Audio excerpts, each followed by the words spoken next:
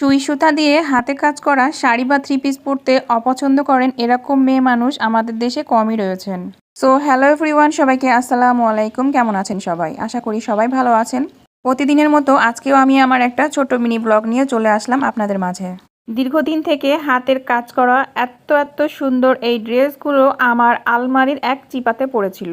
মাঝে মাঝে আমি ভাবি এই ড্রেসগুলোকে নিয়ে যেয়ে টেইলার্সের কাছে বানাতে দিব, কিন্তু আমার খামখেয়ালি আর অলসতার কারণে সেই কাজটা আর করে ওঠা হয় না।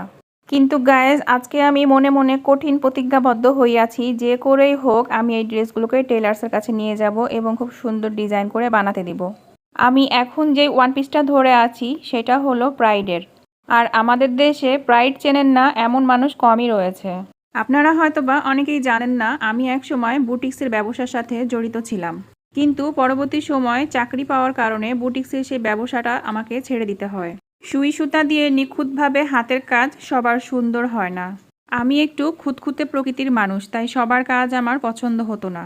আমি যেই শাড়ি বা ড্রেসগুলোতে ডিজাইন তৈরি করতাম সবসময়তেই চেষ্টা করতাম একটু ব্যতিক্রমী নকশা করার জন্য। অন্যর তৈরি করার নকশা দিয়ে কখনোই আমি কোনো ধরনের ওয়ান পিস বা শাড়ি তৈরি করতাম না।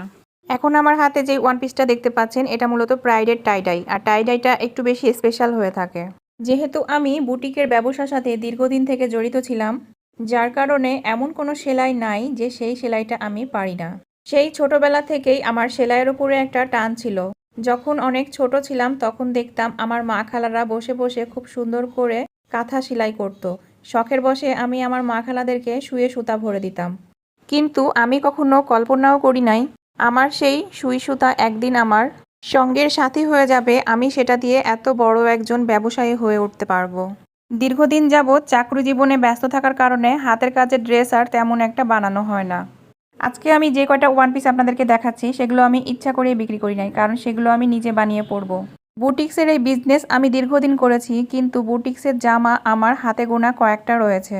আমার বুটিক্সের এই বিজনেস করার জন্য কেউ তখন আমাকে আর্থিক বা মানসিকভাবে কোনো সাহায্য সহযোগিতা করে নাই। আমার জীবনে অল্প অল্প করে জমানো সঞ্চয় থেকে আমি বুটিক্সের এই ব্যবসাটা শুরু করেছিলাম।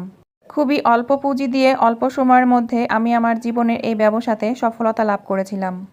কিন্তু হঠাৎ একদিন আমার মধ্যে চিন্তাভাবনা আসে, এত কষ্ট করে এত টাকা পয়সা খরচ করে পড়াশোনা করলাম, জীবনে একটা যদি চাকরি করতে না পারি তাহলে কিসের কি হইল। এরপরই একটা বেসরকারি সংস্থায় চাকরির আবেদন করি এবং সেই চাকরিটা আমার হয়ে যায়। আর চাকরির পরবর্তী সময় থেকে আমি একেবারে আমার এই বুটিক্সের ব্যবসা থেকে আমি চিরতরে বিদায় নেই। আর এভাবেই আমার জীবনের ছোট বড় উন্নতির আগমন ঘটে। একটা কথা আমাদের সবার মনে রাখা উচিত, সৎ চিন্তা আমাদের জীবনে সফলতা বয়ে আনে। সবাই ভালো থাকবেন। আল্লাহ হাফেজ।